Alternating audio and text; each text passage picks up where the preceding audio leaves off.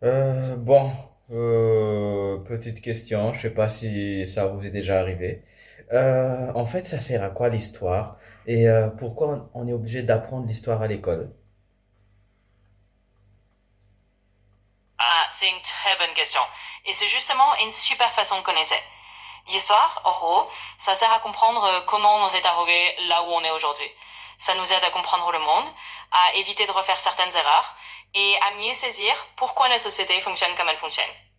Donc tu vois, t'es pile dans le sujet et ça va parler à plein de monde. Bah ouais, mais genre, par exemple, donne-moi un exemple. Ben, par exemple, l'histoire, ça sert à quoi d'apprendre la Première Guerre mondiale et ça va nous servir à quoi dans la vie de tous les jours actuellement? Et dans quel type de métier on va utiliser ça?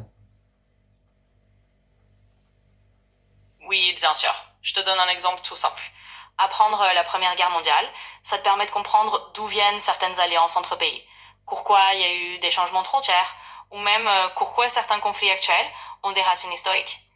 Et dans la vie de tous les jours, si tu travailles dans l'enseignement, dans le journalisme, dans la diplomatie, ou même dans des métiers liés à la culture, tu vas utiliser cette connaissance pour expliquer des choses, pour faire des liens, ou pour mieux comprendre le monde d'aujourd'hui.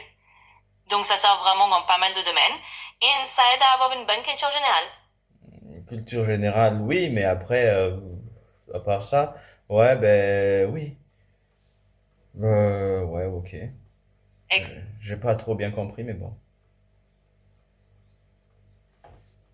oui, je comprends. Parfois c'est un peu abstrait au début, mais en gros, ça te donne des clés pour mieux saisir le monde. Et au fur et à mesure, tu verras que ça c'est clair. Donc continue comme ça, tu fais ça très bien, et ça va devenir de plus en plus clair. Ouais, mais genre, comprendre le monde, comment ça? En quoi ça me permet de comprendre le monde, la Première Guerre mondiale? Oui, bien sûr. Je vais préciser un peu. En fait, comprendre la Première Guerre mondiale, ça t'aide à voir pourquoi certains pays sont devenus alliés ou ennemis, comment certaines tensions géopolitiques ont commencé, et pourquoi le monde a pris la forme qu'il a aujourd'hui. Par exemple, ça explique en partie pourquoi certaines structures comme l'Union européenne ont été créées pour éviter de nouveaux conflits. Donc en comprenant ça, tu comprends mieux les relations internationales actuelles, les alliances, et même certains événements d'aujourd'hui. C'est comme ça que ça aide à comprendre le monde. Quel événement d'aujourd'hui? Eh bien, par exemple, les relations entre certains pays européens et la façon dont ils coopèrent aujourd'hui viennent en partie de la volonté d'éviter qu'un conflit comme la Première ou la Seconde Guerre mondiale ne se reproduise. Par exemple, la création de l'Union européenne, c'est